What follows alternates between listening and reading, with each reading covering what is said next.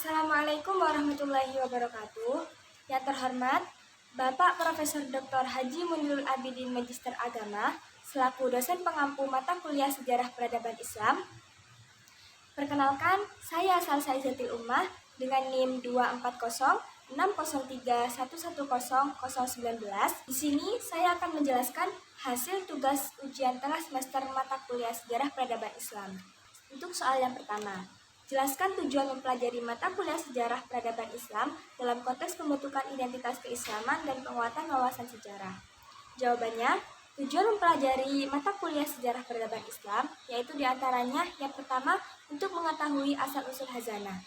Dengan mengetahui asal-usul hazanah, kita dapat mempelajari sejarah awal Islam, termasuk kehidupan Nabi Muhammad SAW, wahyu Al-Quran, dan penyebaran Islam di Jazirah Arab.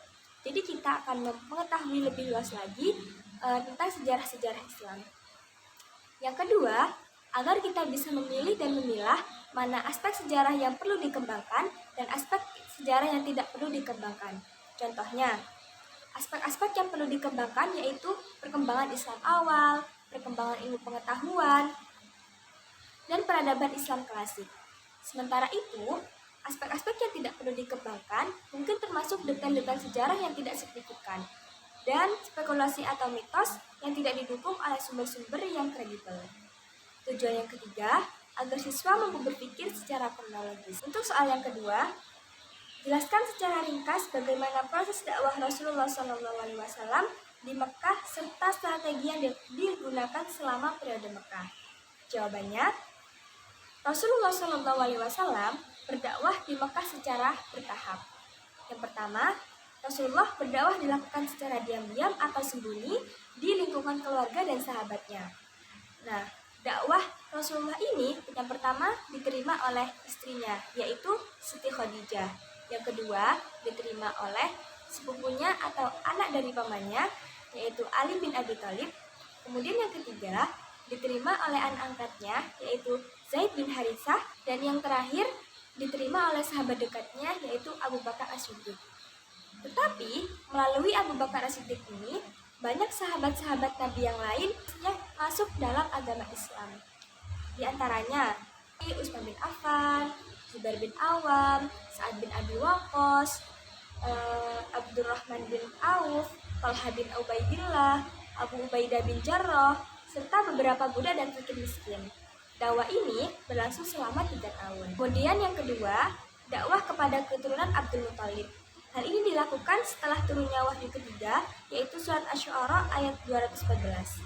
Nabi Muhammad SAW mengumpulkan dan mengajak Bani Abdul Muthalib untuk beriman kepada Allah. Akan tetapi, Abu Lahab dan istrinya menolak dan mengutuk Nabi sehingga turun surat Al-Lahab ayat 1-5. Kemudian yang ketiga, dakwah kepada semua orang setelah turun wahyu Allah surat Al-Hijr ayat 94.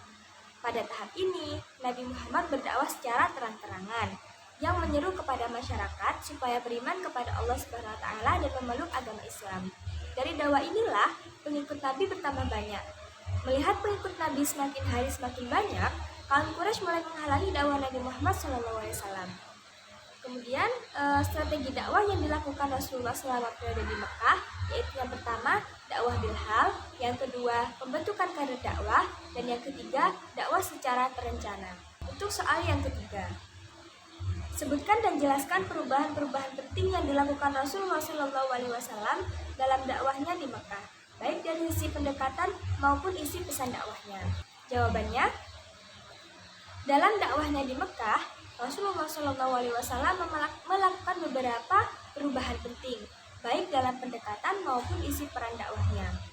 Nah, perubahan melalui pendekatan itu yaitu diantaranya dakwah secara sembunyi-sembunyi, kemudian beralih ke dakwah terang-terangan, serta memanfaatkan berbagai kesempatan seperti musim haji. Sedangkan perubahan melalui isi pesan dakwahnya itu diantaranya mencakup fokus awal pada eksatologi dan ketauhidan. Maksudnya itu apa? Maksudnya fokus dalam ketauhidan itu untuk melawan penyembahan berhala yang dimana pada masa itu marak penyembahan berhala di Mekah. Kemudian beralih ke ajaran praktis seperti keadilan sosial, perlindungan lemah, dan perbaikan moral. Kemudian soal Apa saja sebab-sebab utama yang mendorong Rasulullah SAW hijrah ke Madinah? Jelaskan pula langkah-langkah penting yang dilakukan Rasulullah dalam membangun masyarakat Madinah yang plural. Nah, penyebab utama yang mendorong Rasulullah SAW untuk hijrah ke Madinah yaitu diantaranya yang pertama perintah dari Allah Subhanahu Wa Taala. Hijrah ke Madinah merupakan perintah Allah Subhanahu Wa Taala untuk melaksanakan tugas dakwah dan membangun masyarakat Islam yang kuat. Jadi penyebab utama yang pertama itu adalah perintah dari Allah Subhanahu Wa Taala.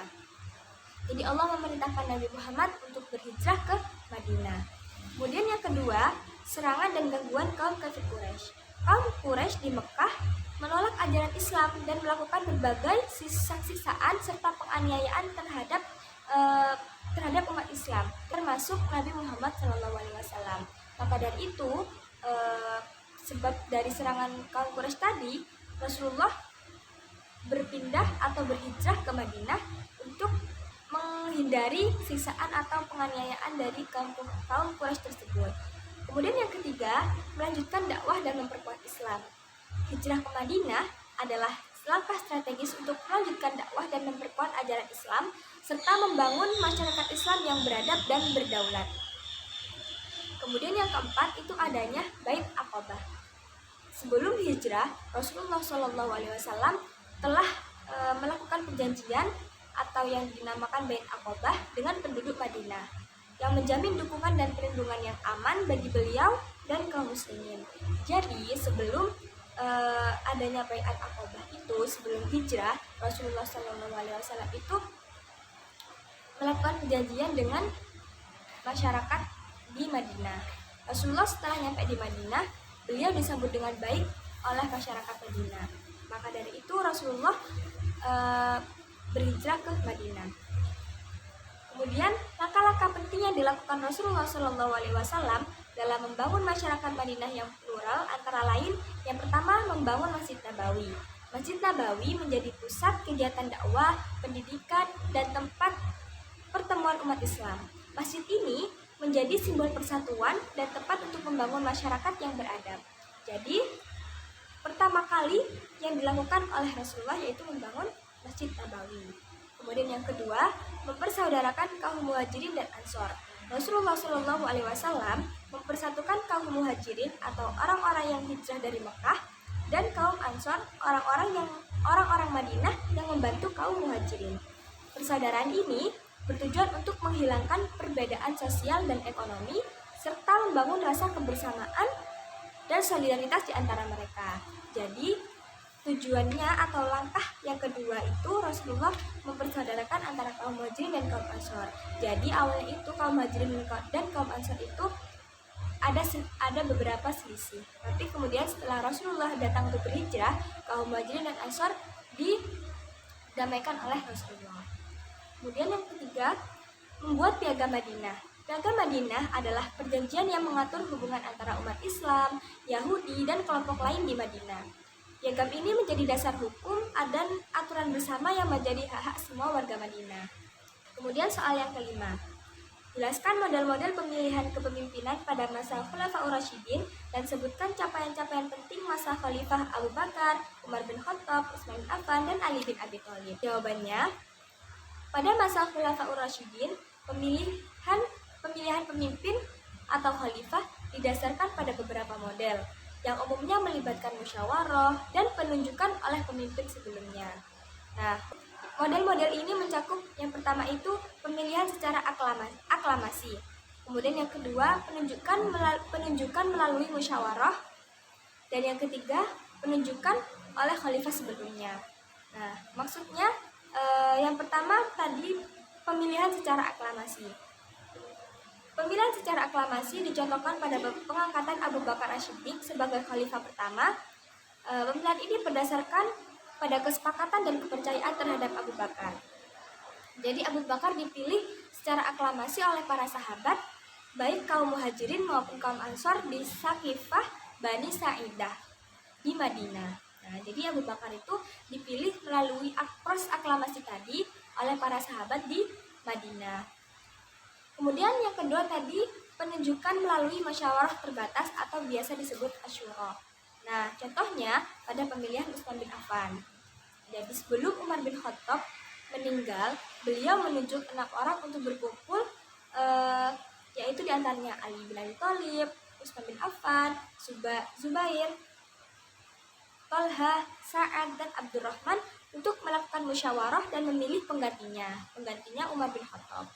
Dari 6 orang tersebut, mereka bermusyawarah dan akhirnya memilih Utsman bin Affan menjadi khalifah sebagai pengganti Umar bin Khattab. Kemudian yang ketiga, penunjukan oleh khalifah sebelumnya. Contohnya, pada pemilihan Umar bin Khattab, setelah sebelum Abu Bakar meninggal, beliau menunjuk Umar bin Khattab sebagai khalifah penerusnya. Melalui surat wasiat dan diumumkan kepada umat Islam. Jadi pada penunjukan oleh khalifah sebelumnya ini, Abu Bakar telah menunjuk Umar bin Khattab untuk menjadi penerusnya. Kemudian, pencapaian penting dari para Khulafaur Rasyidin yaitu pencapaian penting pada Abu Bakar. Yang pertama, menumpas kaum murtad setelah wafatnya Rasulullah. Yang kedua, membentuk dan mengumpulkan Al-Quran dalam bentuk tulisan. Yang ketiga, melakukan perluasan wilayah kekhalifahan keluar Jazirah Arab.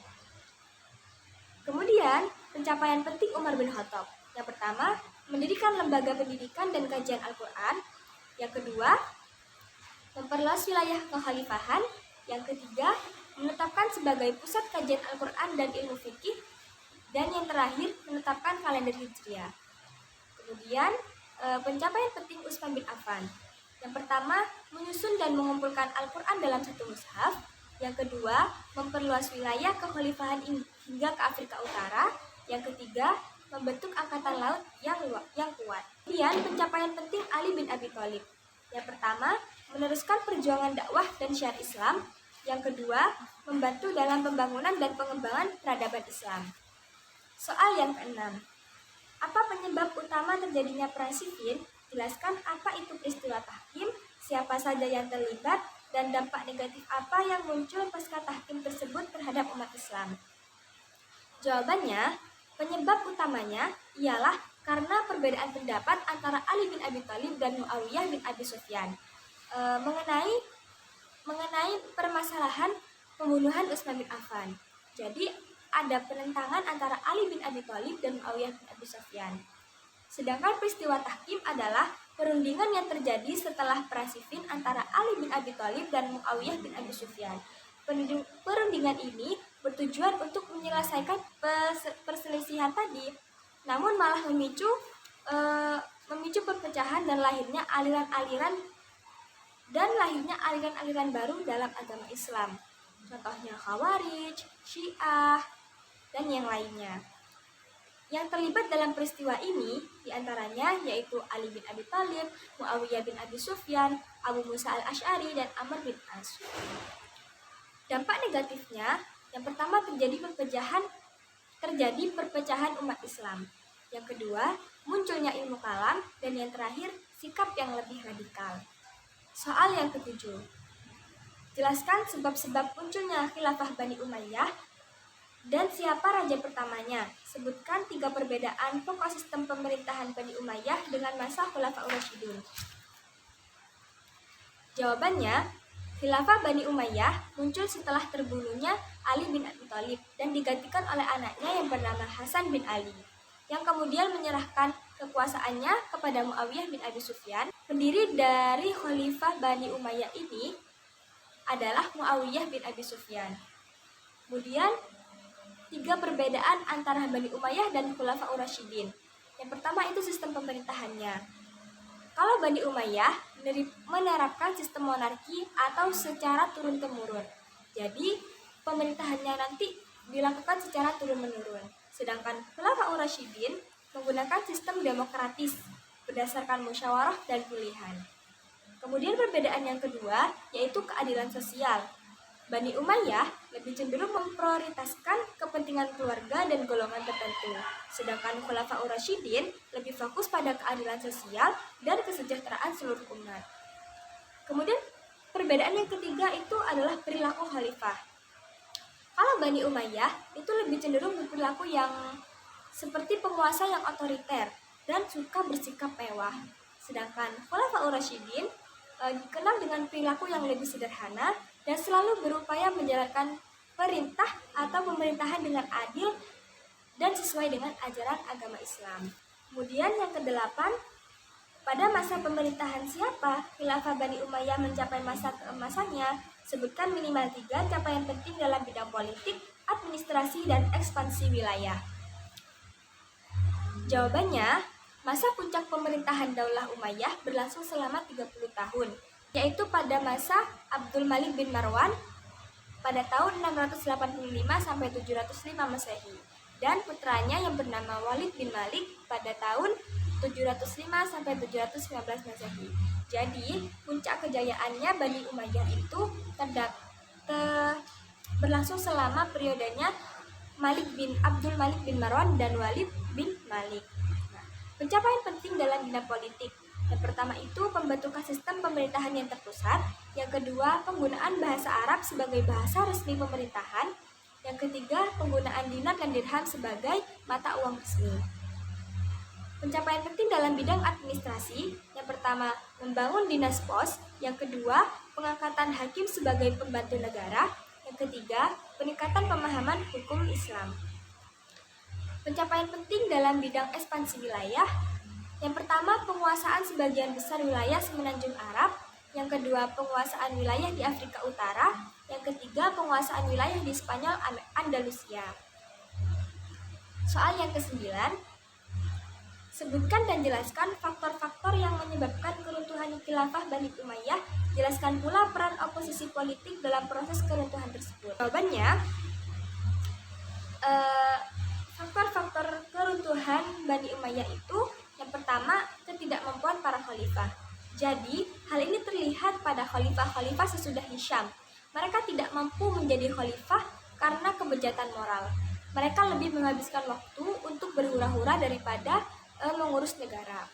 Yang kedua itu faktornya gerakan oposisi kaum Syiah. Kelompok Syiah tidak bisa melakukan perlakuan orang-orang Umayyah terhadap Ali, oleh karena itu mereka melakukan gerakan oposisi. Yang ketiga, rasa tidak puas Muslim non-Arab. Perlakuan pemerintah yang menganaktirikan Muslim non-Arab baik secara ekonomi maupun sosial membuat mereka gusar terhadap Daulah Umayyah. Oposisi memainkan peran penting dalam keruntuhan Bani Umayyah, terutama melalui pemberontakan dan dukungan terhadap gerakan revolusioner seperti Revolusi Abbasiyah. Kelompok-kelompok seperti Syiah dan Khawarij yang mereka tidak puas dengan pemerintahan Umayyah menjadi pemicu perlawanan dan ketidakstabilan internal. Soal yang ke-10, jelaskan sebab-sebab lahirnya khilafah Bani Abbasiyah, siapa khalifah pertamanya, dan sebutkan capaian-capaian penting yang diperoleh Bani Abbasiyah dalam bidang ilmu pengetahuan, ekonomi, dan kebudayaan, apa saja sebab-sebab keruntuhannya. Jawabannya, Bani Abbasiyah adalah dinasti yang berdiri setelah Bani Umayyah. Adapun penyebab munculnya Bani Abbasiyah terdiri dari beberapa faktor. Yang pertama, karena Bani Abbasiyah lebih berhak daripada Bani Umayyah atas kekhalifahan Islam. Apalagi Bani Hashim yang merupakan keturunan yang lebih dekat dengan Nabi Muhammad SAW. Yang kedua, karena sistem pemerintahan dinasti Umayyah semakin menyimpang jauh dari nilai-nilai agama Islam. Yang ketiga, karena Bani Abbasiyah merupakan orang-orang yang tersingkir dari kekuasaan dinasti Umayyah sehingga mereka melakukan pemberontakan terhadap pemerintahan yang berkuasa. Khalifah pertama dinasti Abbasiyah ialah Abdullah As-Saffah atau Abu Abbas As-Saffah.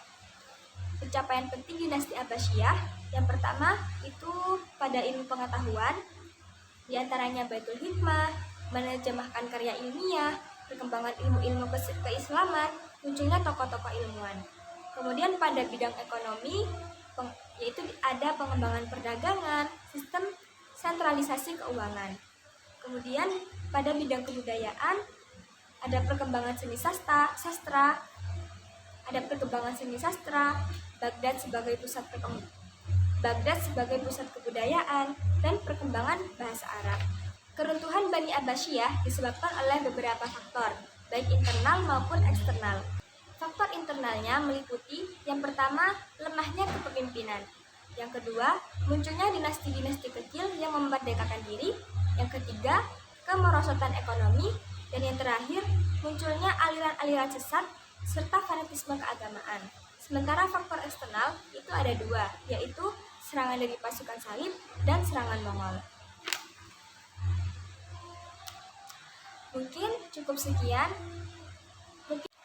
Mungkin cukup ini yang bisa saya sampaikan. Apabila ada salah kata dari awal sampai akhir, saya mohon maaf sebesar-besarnya. Saya akhiri. Wassalamualaikum warahmatullahi wabarakatuh.